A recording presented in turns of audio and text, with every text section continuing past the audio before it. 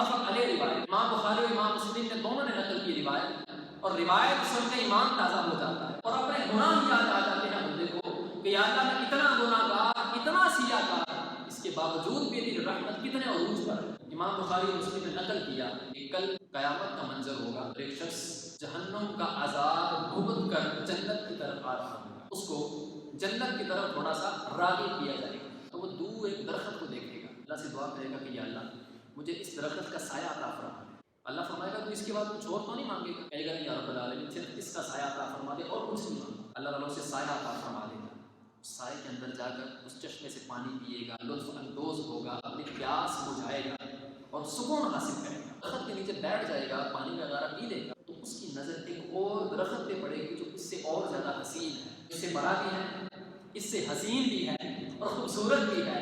اللہ سے کہے گا یا اللہ پاک مجھے صرف اس درخت کا سایہ عطا فرما دے۔ اللہ فرمائے گا تو نے تو کہا تھا کہ کچھ نہیں مانگوں گا، تب تو پھر مانگ رہا ہے۔ کہتا مالک ایک دفعہ عطا فرما دے، اب کچھ نہیں مانگوں گا۔ اللہ دوبارہ اسے وہ سایہ عطا فرما دے، وہ جائے گا، وہاں بھی بیٹھے گا، چشمے کا پانی پیے گا، لطف اندوز ہوگا، ابھی بیٹھا ہوگا تو اس کی نظر ایک اور وسیع درخت پہ پڑے گی کہ یا اللہ مجھے اس درخت کا سایہ بھی عطا فرما دے۔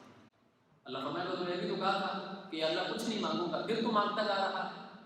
کہ یا اللہ ایک دفعہ عطا فرما دے، اب نہیں مانگوں گا۔ یہ اس کی رحمت دیکھو نا، یہاں رحمت سمجھ آتی ہے کہ گناہ گار مسلمان جہنم سے ہو کر آیا ہے اور اللہ تعالیٰ سے بار بار کہہ رہا ہے کہ اللہ نہیں کروں گا، اب عطا فرما دے، اب نہیں مانگوں گا، اب عطا فرما دے، اللہ عطا فرماتا جا۔ تیسرا درخت جب آیا، وہاں جب بیٹھا تو دور سے اس نے دیکھا کہ اس کو جنت ہی نظر آئے، جنتی اپنی نعمتوں سے لطف اندوز ہو رہے تھے، ان کے ارد گرد خادمین، جنتی حوریں، مختلف قسم کا بنا ہوا گوشت، پھل کہ اللہ پاک مجھے ان کے ساتھ بھیج، جس طرح وہ بیٹھے ہیں یا اللہ پاک مجھے بھی ان کے ساتھ بھیج دے۔ اللہ فرمائے گا تو نے تو کہا کہ کچھ نہیں مانگوں گا، کہتے یا اللہ ایک دفعہ قبول فرما لے۔ اللہ فرمائے گا کہ اب ایک دفعہ جو مانگنا چاہتا ہے مانگ لے، ایک دفعہ جو مانگنا چاہتا ہے مانگ۔ بندہ کہے گا یا اللہ مجھے بس اس مجلس میں بھیج دے، میں اس کے علاوہ کچھ نہیں مانگوں گا۔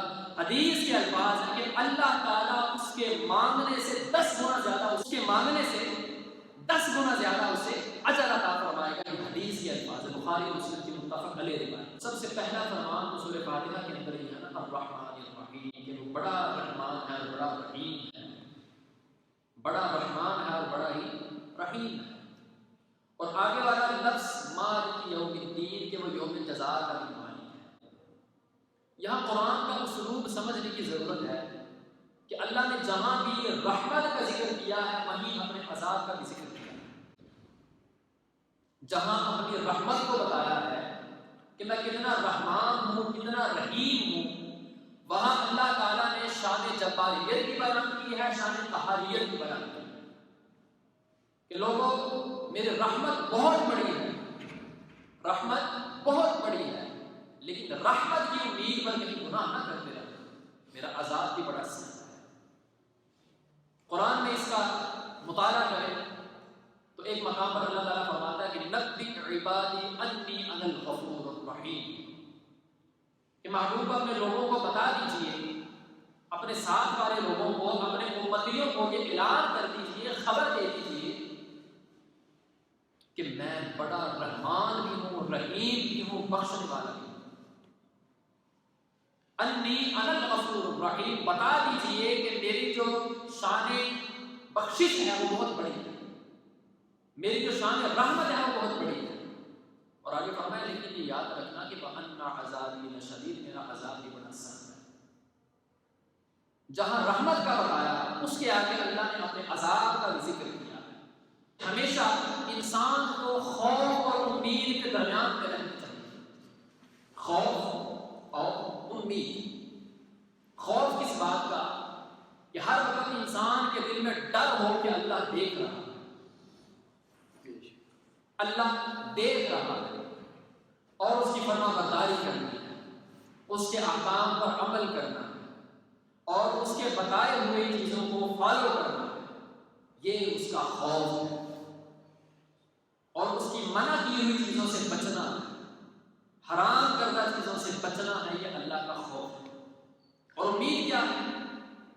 کہ نیک اعمال کر کے اپنے عمل پر بھروسہ نہیں کرنا، اس کی رحمت پر بھروسہ کرنا۔ وہ خالق رب العزت چاہے گا تو ہو سکتا ہے کہ نیکیوں کے پہاڑ ہوں تو بخش دے، ہو سکتا ہے کہ کچھ بھی نہ ہو تب بھی بخش دے، اور ہو سکتا ہے کہ بہت ساری نیکیاں ہوں تو آپ کو پکڑ لے۔ وہ خالق رب العزت ہے، یہ اس کی خفیہ تدبیر ہے۔ نیکی کرو تو امید اس کی رحمت میں رکھو کہ رب چاہے گا یا اللہ میں نے اپنا کام کر دیا تو مجھے بخش دینا، یا اللہ میں نے صدقہ دے دیا تو مجھے بخش دینا، تیرا فرمان پر میں نے عمل کر لیا، میرا کچھ نہیں، میں کچھ نہیں کر سکتا، میں نہ ہی اپنی بخشش کروا سکتا ہوں نہ دنیا میں کچھ کر سکتا ہوں، تو مجھے بخش دینا۔ تو خوف اور امید کے درمیان میں رہنے کا نام یہ ایمان ہے۔ ایمان کی تعریف پر غور کریں تو اس کے اندر بھی یہی بات سمجھ آتی ہے کہ خوف اور امید کے رہنے کا جو درجہ ہے اسے ایمان کہا جاتا ہے۔ ایک مسلمان خوف بھی رکھتا ہے اللہ سے اور رحمت اور امید بھی بڑی رکھتا ہے۔ اللہ تعالیٰ کا فرمان حدیث قدسی فرمایا کہ سبقت رحمتی علی غضبی، سبقت رحمتی علی غضبی، کہ میری رحمت میرے غضب پر بھاری ہے، میری رحمت میرے غضب پر بھاری ہے۔ اس رحمت کے ہوتے ہوئے ایک مسلمان کو کبھی مایوس نہیں ہونا چاہیے۔ گناہوں کا انبار لگا ہو، گناہوں کا ٹوکرا انسان کے سر پہ ہو اور انسان ہر طرح کی برائی کر بیٹھے، لیکن خالق رب العزت پھر بھی کہتا ہے کہ لا تقنطوا من رحمت اللہ، میری رحمت سے مایوس نہ ہو، آ جا میرے بارے۔ وہ اتنا رحمان ہے اور اتنا رحیم ہے، کہتا ہے گناہ کرنے کے باوجود آ جا میرے بارے۔ بخاری اور مسلم کی متفق علیہ روایت ہے، امام بخاری اور امام مسلم نے دونوں نے نقل کی روایت، اور روایت سن کے ایمان تازہ ہو جاتا ہے اور اپنے گناہ یاد آ جاتے ہیں بندے کو کہ یا اللہ میں اتنا گناہ گار، اتنا سیاہ کار، اس کے باوجود بھی تیری رحمت کتنے عروج پر ہے۔ امام بخاری اور مسلم نے نقل کیا کہ کل قیامت کا منظر ہوگا، ایک شخص جہنم کا عذاب بھگت کر جنت کی طرف آ رہا ہوگا، اس کو جنت کی طرف تھوڑا سا راغب کیا جائے گا، تو وہ دور ایک درخت کو دیکھے گا، اللہ سے دعا کرے گا کہ یا اللہ مجھے اس درخت کا سایہ عطا فرما دے۔ اللہ فرمائے گا تو اس کے بعد کچھ اور تو نہیں مانگے گا؟ کہے گا یا رب العالمین صرف اس کا سایہ عطا فرما دے اور کچھ نہیں مانگا۔ اللہ تعالیٰ اسے سایہ عطا فرما دے گا، اس سائے کے اندر جا کر اس چشمے سے پانی پیے گا، لطف اندوز ہوگا، اپنی پیاس بجھائے گا اور سکون حاصل کرے گا۔ جب درخت کے نیچے بیٹھ جائے گا، پانی وغیرہ پی لے گا، تو اس کی نظر ایک اور درخت پہ پڑے گی جو اس سے اور زیادہ حسین ہے، اس سے بڑا بھی ہے، اس سے حسین بھی ہے اور خوبصورت بھی ہے۔ اللہ سے کہے گا یا اللہ پاک مجھے صرف اس درخت کا سایہ عطا فرما دے۔ اللہ فرمائے گا تو نے تو کہا تھا کہ کچھ نہیں مانگوں گا، تب تو پھر مانگ رہا ہے۔ کہتا مالک ایک دفعہ عطا فرما دے، اب کچھ نہیں مانگوں گا۔ اللہ دوبارہ اسے وہ سایہ عطا فرما دے، وہ جائے گا، وہاں بھی بیٹھے گا، چشمے کا پانی پیے گا، لطف اندوز ہوگا، ابھی بیٹھا ہوگا تو اس کی نظر ایک اور وسیع درخت پہ پڑے گی کہ یا اللہ مجھے اس درخت کا سایہ بھی عطا فرما دے۔ اللہ فرمائے گا تو نے بھی تو کہا تھا کہ یا اللہ کچھ نہیں مانگوں گا، پھر تو مانگتا جا رہا ہے۔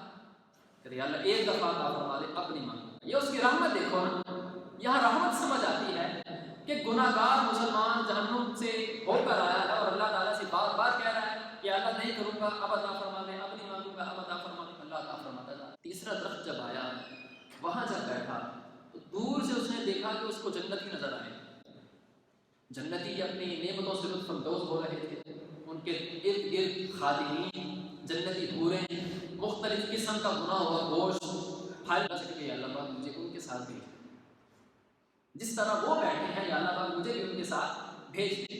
اللہ فرمائے گا تو نے تو کہا کہ کچھ نہیں مانگوں گا، کہتے یا اللہ ایک دفعہ قبول فرما لے۔ اللہ فرمائے گا کہ اب ایک دفعہ جو مانگنا چاہتا ہے مانگ لے، ایک دفعہ جو مانگنا چاہتا ہے مانگ۔ بندہ کہے گا یا اللہ مجھے بس اس مجلس میں بھیج دے، میں اس کے علاوہ کچھ نہیں مانگوں گا۔ حدیث کے الفاظ ہیں کہ اللہ تعالیٰ اس کے مانگنے سے 10 گنا زیادہ اسے عطا فرمائے،